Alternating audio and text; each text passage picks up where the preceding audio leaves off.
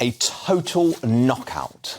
A game-changing speech that will be utterly despised by the usual cabal of globalists, human rights lawyers and establishment media, but adored by ordinary Brits, terrified of the invasion of the country via our unsecured southern border, costing lives and livelihoods. Brave, bold and unspeakable in polite society just a few years ago, our Home Secretary, Superwoman Suella, took the fight against despicable human trafficking and the myths that surround such a sick trade to a global stage. And she made abundantly clear that serious change is now an urgent priority.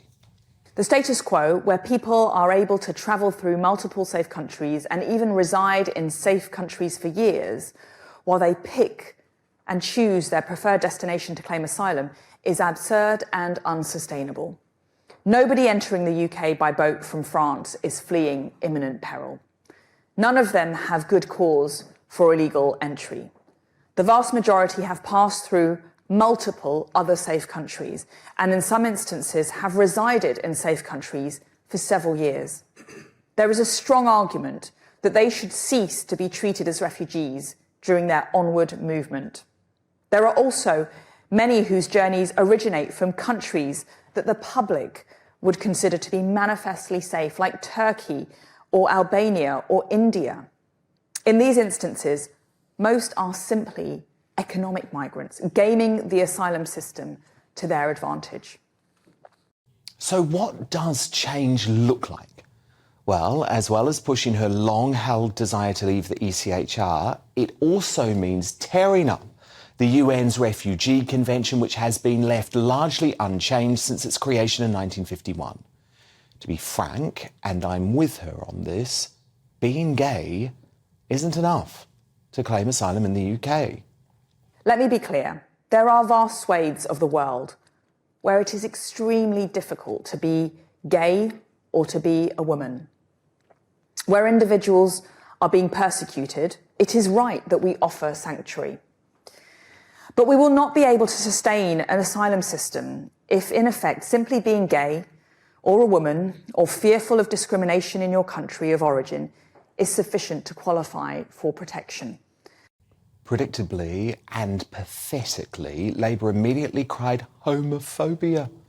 Taking to Twitter, the Shadow Home Secretary Evac Cooper said, "Suella Braverman has so lost grip of Tory asylum chaos, she is targeting and scapegoating LGBT people, deeply divisive, damaging political game, playing unworthy of her office. Instead of blaming people persecuted in places like Uganda for who they love, she should sort the chaos at home." Please, there was nothing discriminatory about what Suella said. In fact, she made the point that targeting illegal immigration immediately gets you branded as some sort of backward bigot. Who we allow to come into our country and become one of us is a fundamental issue. Without public consent, immigration is illegitimate. Dismissing as idiots or bigots those members of the public who express legitimate concerns is not merely unfair, it is dangerous. The second is much more cynical. The fear of being branded a racist or illiberal. Any attempt to reform the Refugee Convention will see you smeared as anti-refugee. Similar epithets are hurled at anyone who suggests reform of the ECHR or its court in Strasbourg. Yes, we know that. We've all been there. But perhaps the most significant moment was when the Home Secretary used the DC speech to declare multiculturalism a failure. Multiculturalism makes no demands of the incomer to integrate. It has failed because it allowed people to come to our society and live parallel lives in it.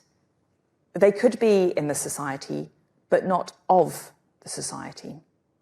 And in extreme cases, they could pursue lives aimed at undermining the stability and threatening the security of our society. Now, over 481 million people live in sub-Saharan Africa, 156 million in the Middle East and North Africa, and they say that they want to migrate to the UK. Yet Suella said migration is already behind at least 45% of demand for new housing in England, with more than 1 in 5 births being to foreign-born mothers. That's before you get to the increased criminality in relation to drug, crime, exploitation and prostitution, which comes from the illegals who are crossing the Channel. So I think there's some really key questions here. Do we believe in our sovereignty? Do we believe in our nation state? Do we believe in protecting our borders? Well, I would say yes, yes and yes. So while the MSM will not acknowledge it, Suella today opened one of the most important conversations the Western world simply must tackle over the next decade if we have any chance of protecting our way of life.